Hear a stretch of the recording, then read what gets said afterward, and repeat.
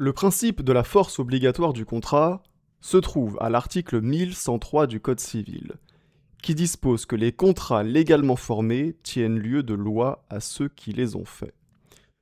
Ainsi, la force obligatoire du contrat, c'est le principe selon lequel un contrat valablement formé s'impose aux parties un petit peu comme une loi. En vertu de la force obligatoire du contrat, les parties doivent respecter le contrat et exécuter leurs obligations contractuelles. Et ce principe de force obligatoire du contrat, il emporte plusieurs conséquences, autant à l'égard des parties qu'à l'égard du juge. Alors pour commencer, à l'égard des parties, d'abord, la force obligatoire du contrat, elle a pour corollaire la possibilité de recourir à l'exécution forcée en cas d'inexécution du contrat. Puisque les contrats sont pourvus de la force obligatoire, lorsqu'une partie n'exécute pas son obligation, elle doit pouvoir y être contrainte. Et dès lors, le créancier a un droit à l'exécution forcée, c'est-à-dire un droit de contraindre son débiteur à exécuter son obligation. Et donc avec l'exécution forcée, le débiteur sera contraint de fournir la prestation à laquelle il s'était engagé. Et puis ensuite, la force obligatoire du contrat, elle a pour conséquence que le contrat ne peut pas être modifié ou même révoqué unilatéralement. On a effectivement l'article 1193 du Code civil qui nous dit que les contrats ne peuvent être modifiés ou révoqués que du consentement mutuel des parties ou pour les causes que la loi autorise. Donc, premièrement, une seule partie ne peut pas décider toute seule de révoquer le contrat, ne peut pas décider toute seule de mettre fin au contrat. Si elle veut mettre fin au contrat, elle a besoin de l'accord de l'autre partie. Alors ce principe d'irrévocabilité du contrat, il comporte toutefois des exceptions, puisque l'article 1193 nous dit que les contrats peuvent être révoqués pour les causes que la loi autorise. Par exemple, lorsque le contrat est conclu pour une durée indéterminée, chaque partie peut y mettre fin à tout moment, il y a simplement un délai de préavis à respecter, mais le principe, ça reste que pour révoquer un contrat, il faut l'accord de toutes les parties. Et puis, deuxièmement, une seule partie ne peut pas non plus décider toute seule de modifier le contrat. C'est ce qu'on appelle l'intangibilité du contrat. Le contrat est intangible, le contrat est fixe. Là encore, pour modifier un contrat, il faut l'accord de toutes les parties. Donc ça, c'est pour ce qui concerne les parties. Maintenant, pour ce qui concerne le juge, eh bien la force obligatoire du contrat, elle s'impose aussi au juge. Et le principe, c'est que le juge ne peut pas, que ce soit pour des raisons d'équité ou même pour toute autre raison, modifier le contenu du contrat. Le juge ne saurait dénaturer la volonté des parties exprimée dans le contrat. Et pendant longtemps, ce principe d'intangibilité du contrat pour le juge, il a été appliqué de manière stricte. Le juge n'avait pas la possibilité de modifier le contrat, quelles que soient les circonstances. Et en particulier, la théorie de l'imprévision n'était pas admise en droit des contrats.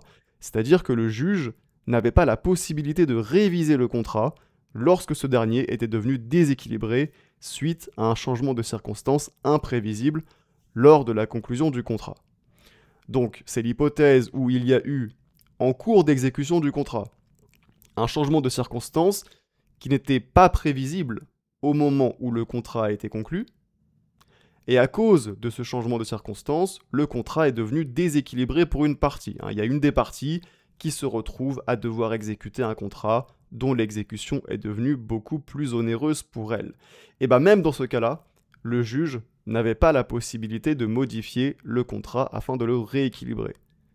Et ça résultait de l'arrêt Canal de Craponne de 1876.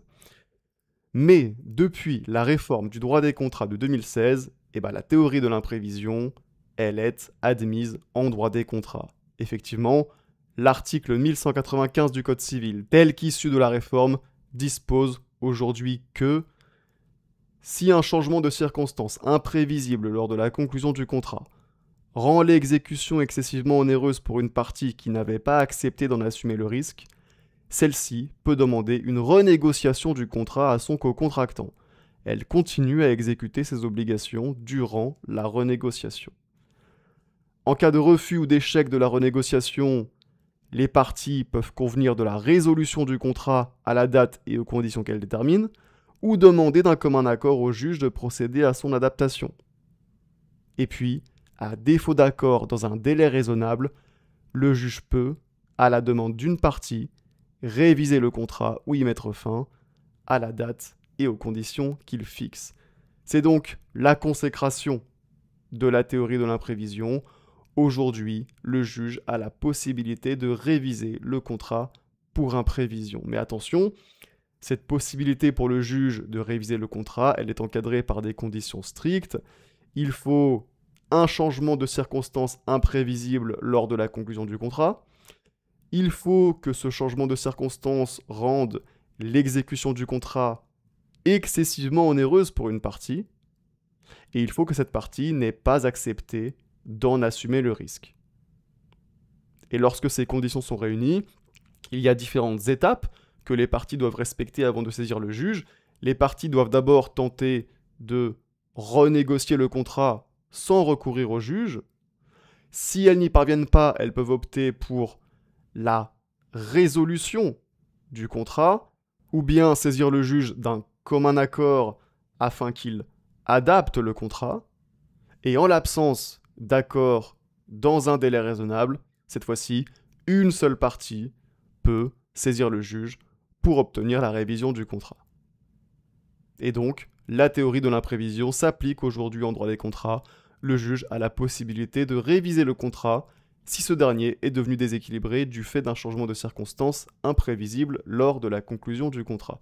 Il s'agit donc d'une limite au principe de force obligatoire du contrat. Voilà, sur ce, cette vidéo est maintenant terminée. J'espère qu'elle vous aura aidé à bien comprendre la force obligatoire du contrat. Si c'est le cas, n'oubliez pas de me mettre un petit like et on se dit à très bientôt pour une prochaine vidéo.